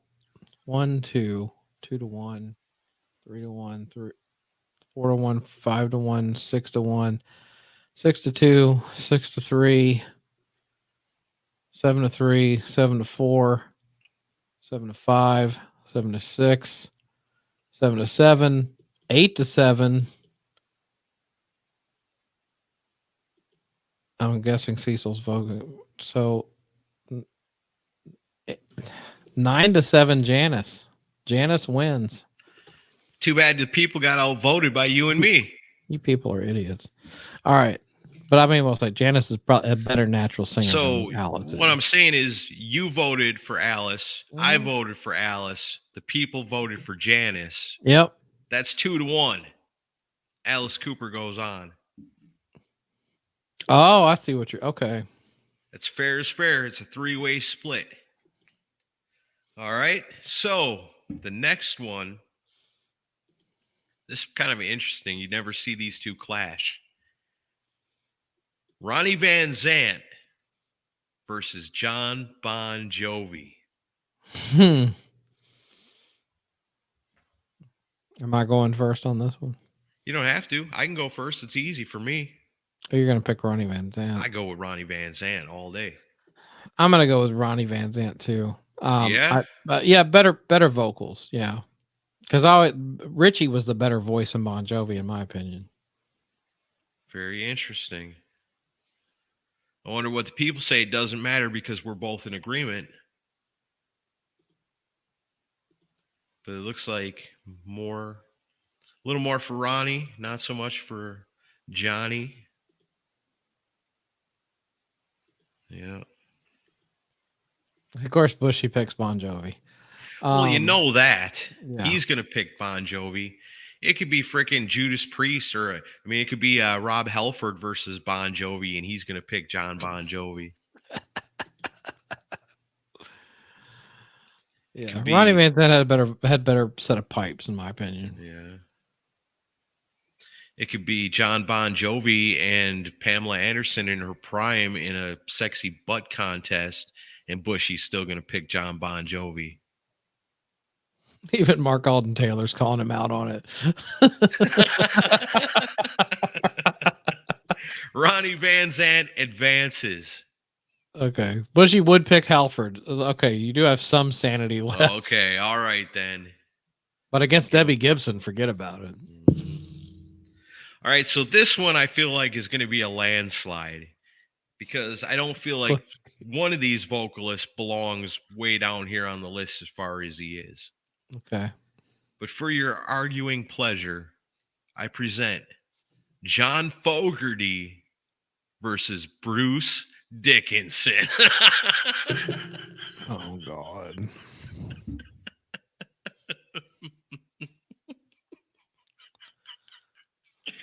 Oh, it makes me laugh. I love CCR, man. I do. I Oh, love that so old you're picking Creedence. Fogerty, right? No. Okay, Aaron picks Fogerty. No. Never. Not over Bruce. I would listen to CCR before Dickinson era Iron Maiden, but as a singer, I got to go with Bruce Dickinson. Man, I don't know about even any of that, but come on, CCR has an amazing. I mean, catalog CCR of is music. awesome, and they've got some great songs. Like Run Through the Jungle, that's one of my all-time favorite songs, man. It's got such an awesome groove to it, and I'll make it interesting because we want the listeners to be involved here. I'll pick Fogerty. I don't think it's going to matter. All right, let's see where we go. All right, let me go back. God, Like I say, you can't deny CCR. They had some amazing songs, especially for their time and what technology was when they were making that music. You know, there was a lot of that stuff was really, really heavy for when it was coming out. But not about being heavy though. And he's a good singer. He's Yeah. He's a great singer. He's unique. You know, if unique is what you're going for, you like John Fogerty. You know, that's one guy too. You know, you hear him singing, you know who it is. Well, yeah, nobody sounds like him. Without question. Nobody. So I'll go Fogerty, you go Dickinson. Now Okay. let's see what we have. And everybody else is going to go Dickinson too. 1-0, 2-0, 2-1, 3-1. This is a joke. 4-1, 4-2. Bushy's on my side. 5-2, 6-2. That ain't something to be bragging about. 7-2, 8-2, 9-2, 10-2, 11-2. Bruce, it is. What about Solo Dickinson? I like Tattooed Millionaire. He's got a lot of great stuff. But yeah, I mean, there's an album. The Accident of Birth. Does anybody know that one? It's a Bruce Dickinson solo album. There's a bunch of really great stuff on there. I just listened to that for the first time like a couple of weeks ago. It's awesome. Did you listen to that Skunkworks album? I'm not real familiar with that one yet. That actually has some good stuff. I like Bruce when he goes outside of Maiden personally, but Olive Grayson, can John fly his own plane? Well, no, so he loses. but he can wrestle a gator, You can. one of them San Francisco Gators, All right. So Bruce Dickinson goes on. pretty easily. All right. So that knocks off the first side of the ranker top 17 through 33. We got a whole nother side to go. We're going to start it out like this. It's a pretty interesting matchup. These guys don't usually cross paths on these sort of things. You got Chris Cornell Mhm. versus Bruce Springsteen. Oh, please. I want to see what the people vote first. I know what I'm doing. Oh, I know what I'm doing. I think it's pretty easy. You got in one case, you got this guy who just freaking wailed. And then you got the other guy like, I'm Bruce Springsteen. I'm Bruce. That's not, no way. Not even close. This is more of a easy one-sided matchup than Bruce Dickinson versus John Fogerty. It's all Cornell. Come on. Yeah, it is all the way. Grayson says both are terrible. Come on. Chris Cornell had an amazing voice. Yeah. You can't deny that. I mean, look at Super Unknown album is just, or not Super Unknown, Bad Motorfinger. Yeah. Well, even Down on the Upside. I mean, some of that stuff was amazing too. Yeah. No, it's Cornell. Yeah. I mean, Bruce is a mumbler. We ain't got no time for mumblers on this. I still want to see him live though. I always hear people rave about his 3-hour live shows. I want to see it once just so I can say, is it worth it or not? The only thing that I think's appealing about Bruce Springsteen is that he, when it comes to set lists, is the anti-Kiss. That's true. You know, that's a guy that if you are a fan of Bruce Springsteen, you know, you are going to have a good time if you know his catalog, his deep stuff, because there ain't no telling what that guy's going to bust out when you go see him live. You know, I bet you most people wish that their favorite band had the attitude and the ability to do it the way Bruce Springsteen does it, where he'll just bust out. That guy takes requests sometimes, you know. That's some local H I stuff. respect him for that. Yeah. You know, pass the hat around and then pick names out of the hat. That's like local H, you know. But local H is way better than Bruce Springsteen, and there ain't no way the mumbler, born in the USA, gets past Cornell as a singer. Cornell, not in my band. He had one of the most unique voices in rock history. Yeah, for sure. All right, so easily Chris Cornell moves on to the next matchup. We've got this. Mm-hmm. This one's pretty interesting. This guy, I think, more known for being a guitar player than a singer, but he's on the list. It's Eric Clapton versus Ann Wilson. Oh, please. Pretty simple choice here on this one, I think. Oh, my God. Yeah. Local who? Can we block Bushy? Can we block people on here? Just for bad taste? That time that Nazi came in here and started talking crazy, we blocked him. Can't we block Bushy too? We're not bringing up that guy again. Oh. All right. Ann Wilson versus who? Eric Clapton? Eric Clapton? Oh, for God's sake. We don't even need to vote on this one. No, I didn't think so. I want to see if anybody's going to vote for Clapton. Don't blame me. Blame the world. It's Ranker's Blame the fault. people that go on Ranker and do this. Yeah, no one's voting for Clapton in this. Not a single person.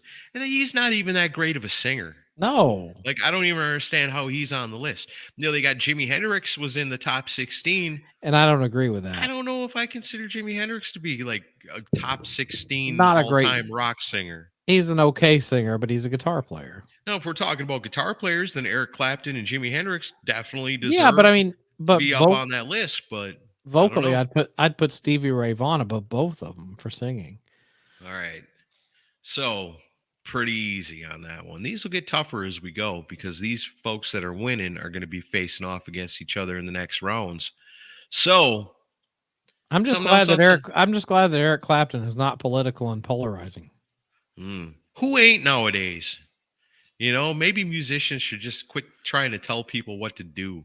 You know, let everybody else figure out for themselves what they need to do for themselves. sh- And if everybody would quit telling everybody else what to do, this world would be a lot better place, I think, Yeah, on shut all up and sides. play your damn guitar. We want to hear White Room. We don't want to hear your Yeah. political beliefs. All right. So the next matchup, I think, is absolutely easily the most divisive. Mm, I feel like whoever wins this one's got a pretty good chance of running the whole thing. nice. And these are two guys that never really ever come up in the same conversation. Okay. Couple of legends. We got David Lee Roth, Mm, who shouldn't never be this low on this kind of list. David Lee Roth is, if I was ranker, would probably be number one. I'm gonna piss people off with this one. All right. Versus John Lennon. For David Lee vocals. Roth versus John Lennon. Now you're trying to create the greatest album of all time. You've got the perfect band put Oh. together. You've got the perfect producer put together. Let's take a pause for a second Okay. because Al's bringing up a good point. Happy birthday, Mighty K. We love you.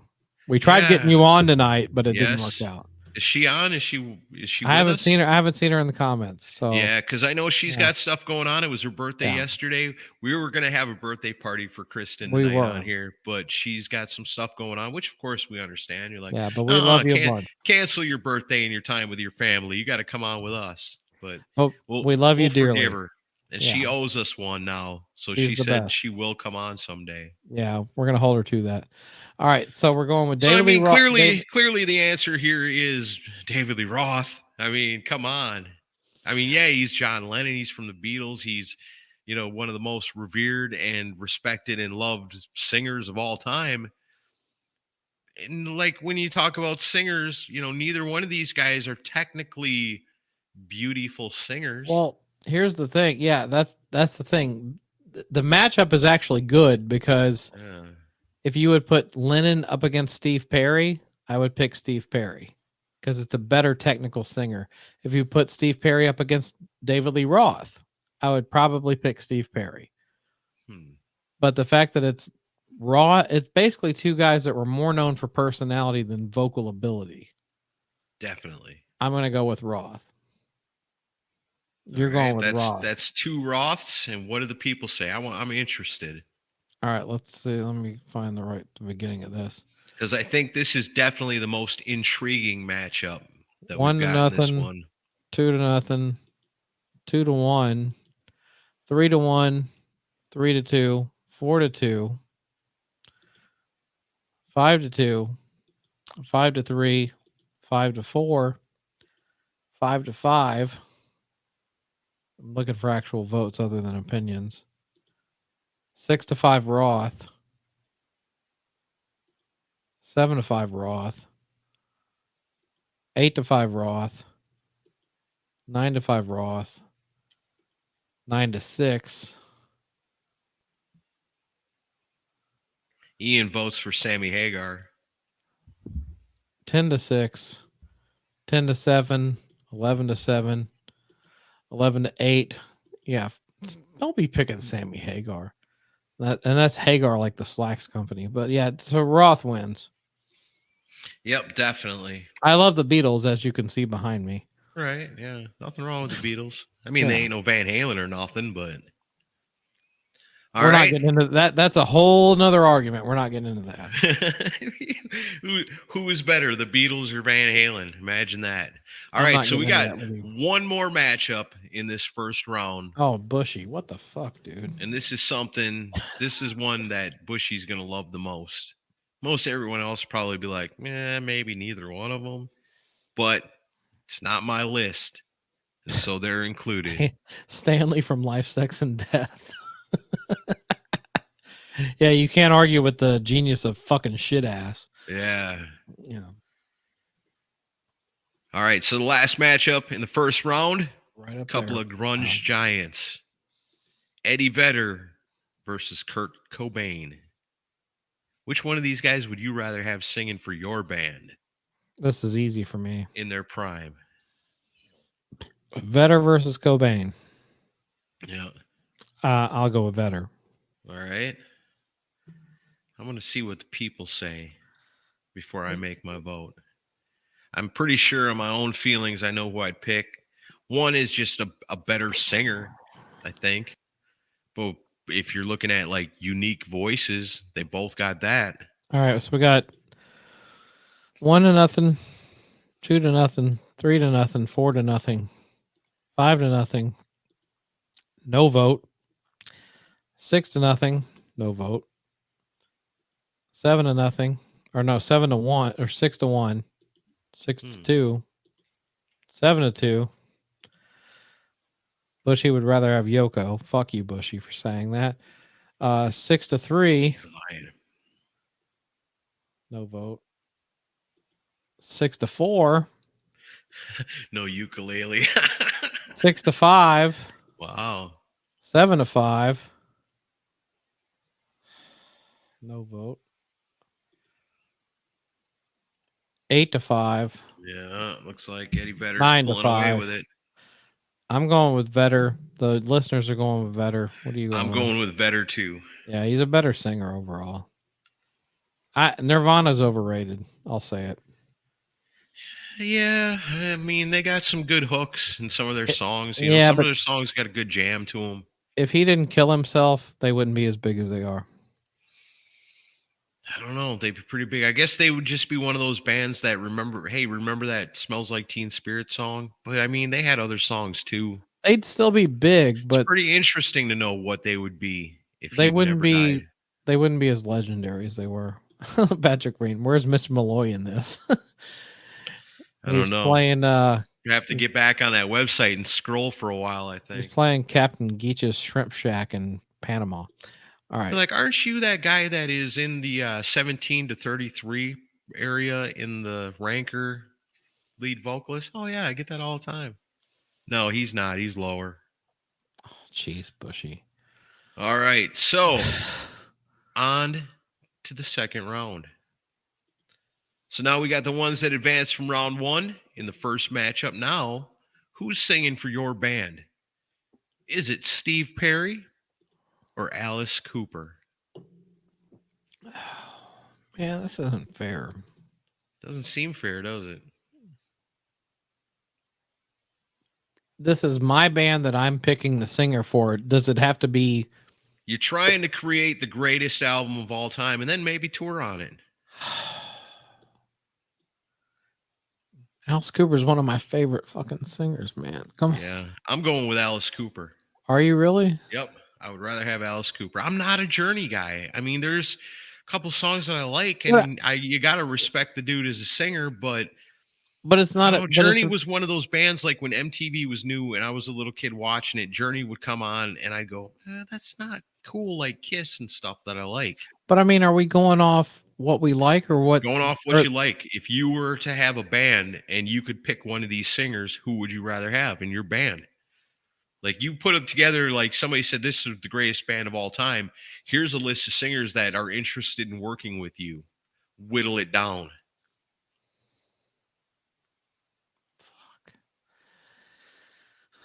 I'll go with Alice, but I know the listeners are going to pick otherwise. Think so? I see some good Alice Cooper votes in here. Where? Perry? You know, Perry. Facebook, Sean Cullen. Perry. Adam picked Alice. Perry. Perry. Perry. That's a lot. Perry. Even the Moogers say Perry. Yeah. Cooper. Journey. Perry. Coop. Are you being swayed? Are you being swayed by the people? No. Maybe I do need to do a deep dive into Journey. Well, what I'd really like to hear is the stuff they did with Robert Fleischman.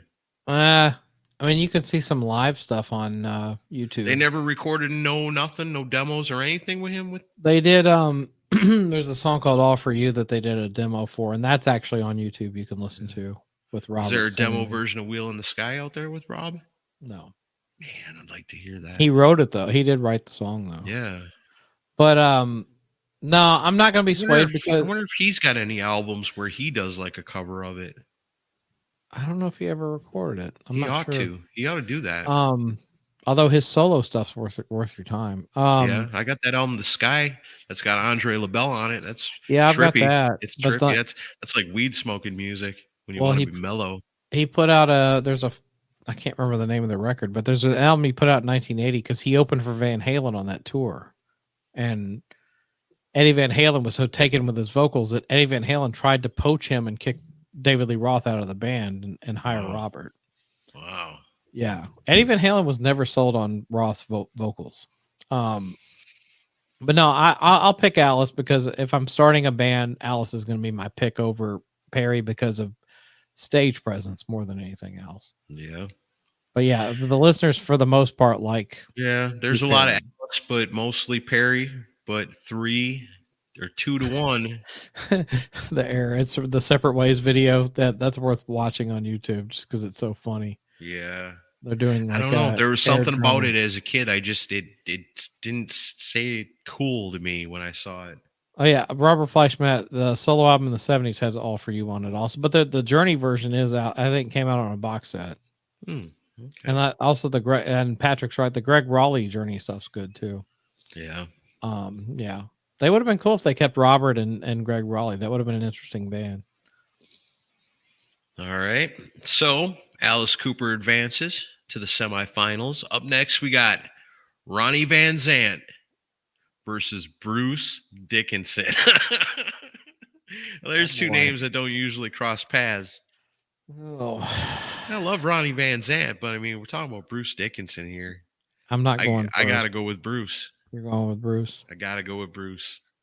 I'm gonna go with Ronnie just because I want to mix it up and let the listeners pick. So what do you guys think? Ronnie Van Zant or Bruce Dickinson? Let's see what you guys say. So we got 1-0. But don't get me wrong, man. I love Ronnie Van Zant, and he is an awesome singer, and he is not like anybody else. He's another one too. Same with Bruce Dickinson. Yeah. You hear him singing, you know who it is. 2-1. You can say about pretty much everybody on this list. 3-1, 4-1, 5-1, 6-1, 7-1, 8-1, 8-2. Thank you, Sean Cullen. Yeah, no, the Bruce is running away with this one. Yeah. If Nuno is my band, then he could be the singer. That would be awesome. Yeah. Yeah, Nuno's got solo stuff coming out. I'm excited for that. But yeah, Bruce is gonna win that. I think Bruce is gonna win this whole thing. Yeah, he's got a pretty good shot at it, but there are still some good swingers in this one, man. So Bruce moves on. Up next, we got Chris Cornell versus Ann Wilson. That's a pretty tough matchup right there. Nah, I pick Ann Wilson every day. Yeah, way better singer. That's what I'm feeling too. Yeah. Let's see if the people want to sway me. Ann Wilson I don't versus think so. Chris Cornell. What do you guys think? Ann Wilson is just one of the greatest singers. She's powerful and beautiful and all of it at the same time. 1-0, 2-0, 3-0, 4-0. Yeah, this one's 5-0, 6-0, 7-0, 8-0, wow, 9-0, nice. 10-0, 11-0, 12-0. Yeah, 12-1. Excuse me. MJ Condeleone, you're the only person voting for Cornell. Ann Wilson runs away with it. Big time. Wow. That one was pretty lopsided. All right. So then the last matchup in this round, I got a feeling this one's going to be pretty easy. I guess if you're talking about like vocal abilities, it might be a toss up, but David Lee Roth versus Eddie Vedder. I mean, that sounds funny to say it. It sounds funny to say it. David Lee Roth versus Eddie Vedder. Be like, in what? A pieing contest? I mean, what are we talking about here? Yeah, this one's easy for me. Like, who can make the best paper airplanes? I mean, what you talking about lead singers? Oh, geez, that's not even a question. It's Diamond Dave all day. Who's the better rock climber? You got to go with Roth. I mean, yeah, Yeah, even he's not the most gifted vocalist. You got to add personality and stage presence into that. Yeah, So I'm going with Roth. You're going with Roth, I'm sure. most definitely. Let's Looks see like everybody on the list is going with Roth. yeah, Oh, there's one Roth. Eddie Vedder in there. Roth. Did anybody vote for Eddie? Roth. Oh yeah, Adam and NC voted for Eddie. Roth. So Kurt Cobain is a better singer than the guy from Soul Station. At this point, yeah. According to the people who vote, and remember at ranker.com, this is open to anybody. So people Yeah. can vote on whatever they want. And this is the way it lines up. Yeah, Paul Stanley would be, if we did 3-tier singers, he'd make the cut. Please. Paul Stanley in 2022. I think I'm a better singer than him at this I point. think it's supposed to be all time, though. I mean, because there's dead Yeah, people on the list. So you figure in their prime. That's the idea. All these guys in their prime. Thinking David Stanley Roth in his checking in. prime. It's hard to beat. I love Sean Collins' comment. Did Eddie Vedder ever affect spontaneous orgasms? Highly doubtful. Oh, Eric Luzier wants to know where's Rob Halford. Is he not even on the list? There you go. What the How about fuck? that? Like I said, Dio, nope. No Lemmy, Dio, no no. Rob Halford. Rob Halford's got to be down in the next group too. Thank you, Adam. That's insane. I'm proud of that burp. Yeah, I didn't think about that. I just assumed Rob Halford would be like in the top 5, but no. What's wrong with people? All right. Janis Joplin sings better now than Paul Stanley. Good one. Yeah, where the fuck is Robin Zander? Not on this one. He must be further down as well. That's even more fucked There's up. Yeah. There's a lot of them that are insane that are like say, why is Eric Clapton and Jimi Hendrix even on this list? They shouldn't even be on the list. They're okay singers, I guess. Oh, but they're guitar players. But if this was a guitar list, they'd be right up there. But singers, I don't think so. Not at all. And then so many that should be that aren't. You might as well Pretty put weird. Carlos Santana on the fucking list. He probably is. He's probably number 2. I don't know. All right, in the semifinals, here we go. Who do you want for the lead singer in your band? Alice Cooper or Bruce Dickinson? Oh, you fucker. If we're talking about trying to make a great album, need somebody that can really wail. I think I got to go with Bruce on this one. I'll be alone in this, but I'm picking Alice. All right, that puts it to the people, the voters. I can't vote against Alice Cooper.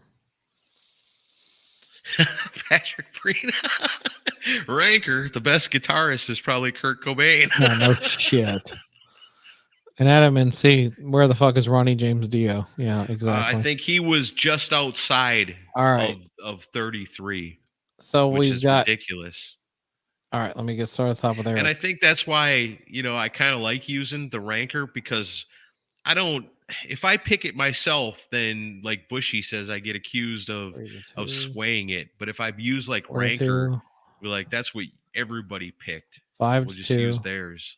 6 to 2, 7 to 2, Bruce, 7 to 3, Bruce, 7 to 4, Bruce, 8 to 4, 8 to 5, 9 to 5, 9 to 6, and then 2 non-opinions. So 9 to 6, Dickinson. Ozzy's a top 16. Bruce Dickinson goes to the finals. 9 to 7. Do we give it more time? Yeah, give it a minute. I could change. Bushy just likes busting your balls. You guys need to get a room. Better fucking not.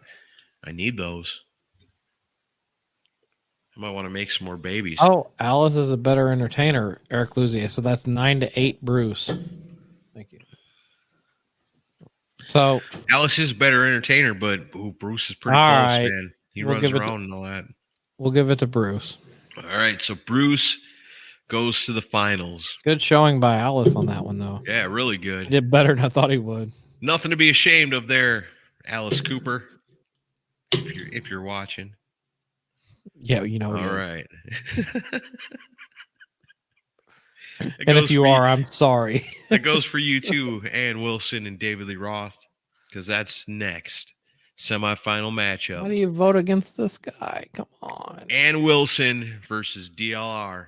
I'm gonna shake it up. For my band, I want Ann Wilson. Ann Wilson versus David Lee Roth. Yep, I'm going with Ann Wilson on this one.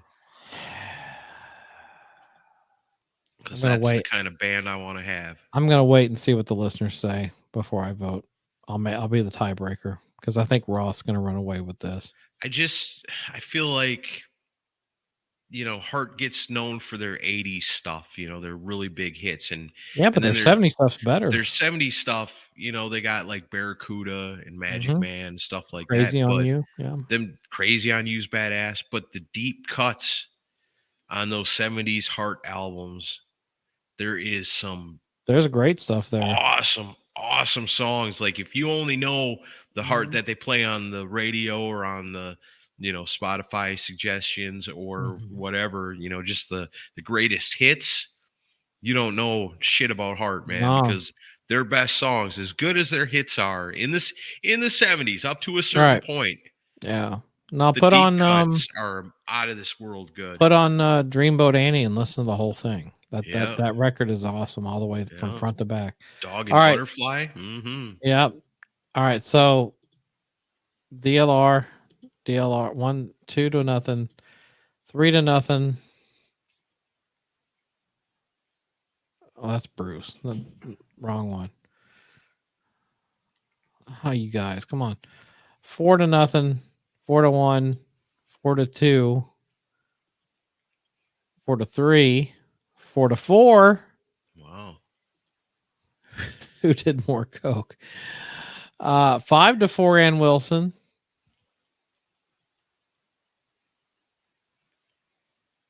I love her. I was like, what else is singer? Well, Baby Lestrange. That's another great album. But I mean, is that all right? I think Magazine might have been the last one. 6-4, Ann Wilson.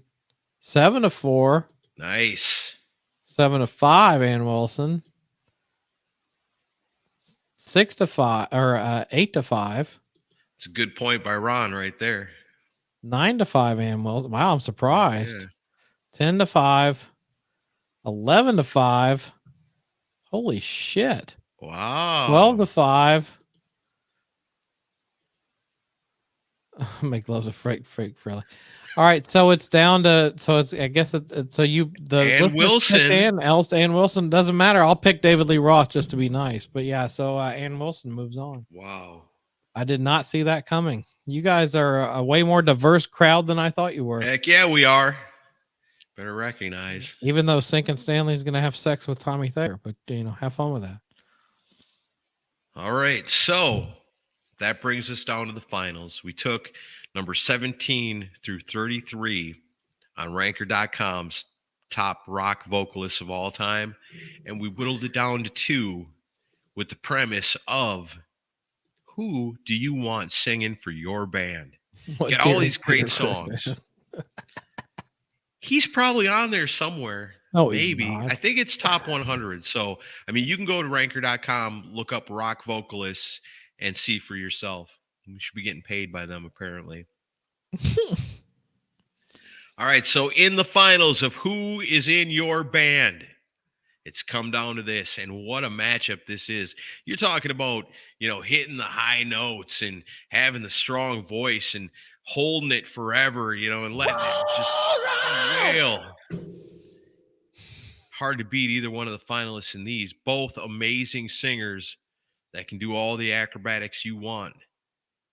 Bruce Dickinson of Iron Maiden versus Ann Wilson of Heart.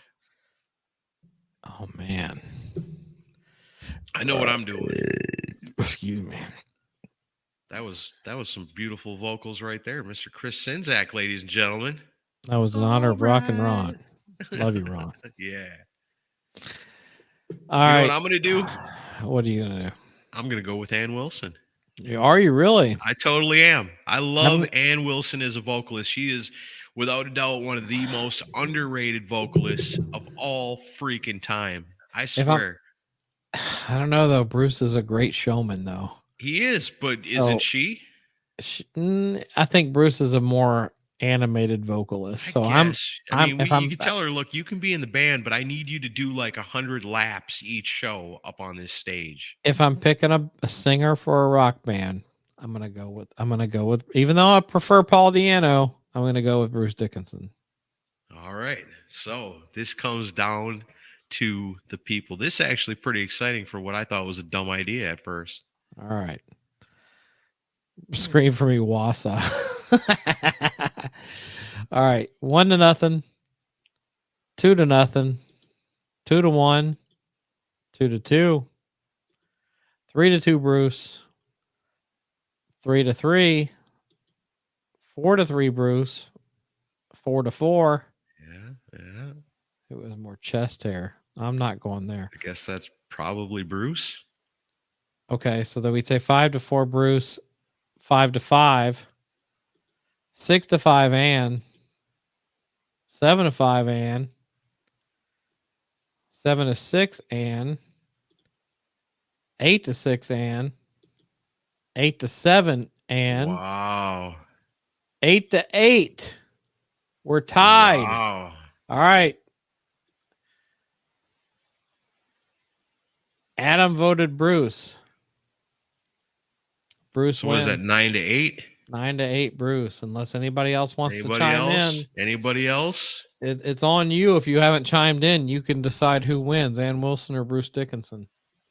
We'll give it. We'll do 10. 10. 9, 8, 7, 6, 5, Come on. 4, 3, 2, 1. Wow. That's it. Wow.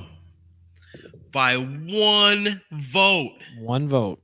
your winner of this tournament. That means absolutely nothing to anybody but us who participated in it here tonight. The winner is Bruce Dickinson. Bruce That's who Dickinson. you want in your band. And that's a good idea. Oh, and then a vote comes in for Ann right after you say that. No, that's, Too late. I would have tied it, but too late now. Too late. Here you have it. Tournament finals right here. Oh, then Adam says, I think it's still tied. I voted for Bruce earlier. Too late now, folks. The deal is done. Bruce Dickinson's name has been written larger than everybody else's. Yes. That makes it official. Bruce Officially what? Dickinson. Officially, I don't know. The more cowbell producer of Blue Oyster Cult wins. Just There kidding. you go. There you have it. We did it. We did. I didn't know if that was going to work, but that was fun. We killed I kind 2 of hours. like it. I kind of like it where there's nothing really at stake and all it is No. is just a, conversational thing. And it's Mhm. fun to do. And I'm proud of Ann Wilson for doing as well as she did. She really, truly is one of the most underrated singers out there. People talk about who's the greatest singer of all time. They think of these dudes, but when you think about the women, man, you just can't beat Ann Wilson. No, she's great. I'd love to be in a band with her, except I'm not worthy. I'm not worthy to be in a band with any of these people. But, if we got to choose, I guess Bruce is the man. I agree with you, Cecil. If Dio was part of this, he probably would have won the whole thing.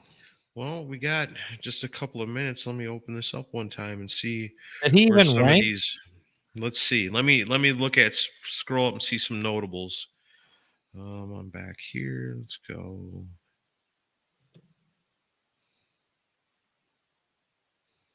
Okay. We learned the voters on Ranker have terrible taste. Yeah. 34 is Ronnie James Dio. 34. Get the fuck out of here. Ridiculous. Was Paul Stanley on there anywhere? Let's see. So far, these ones all suck. Michael Hutchence is 40. Billy Idol, 41. Lemmy, 43. Billy Gibbons, 44. Paul Stanley, 45. 45.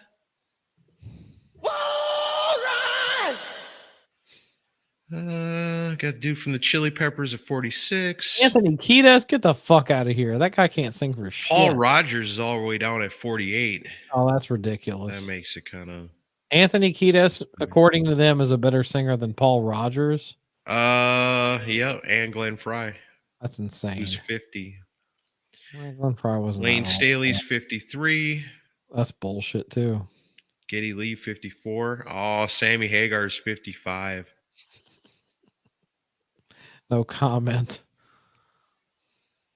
He's ahead of some guys. He's at David Coverdale at 59. Oh That please. seems pretty low. There you Is go. Mike- Here's your boy Carlos Santana, He's on there. number 61. Carlos isn't even a singer. But he's above Joe Elliott What? and Barry Gibb. Oh my Hey, god. Barry Gibb. Rick Ocasek 64. He's not even that great a singer. They got Bono way down here at 65. Bono.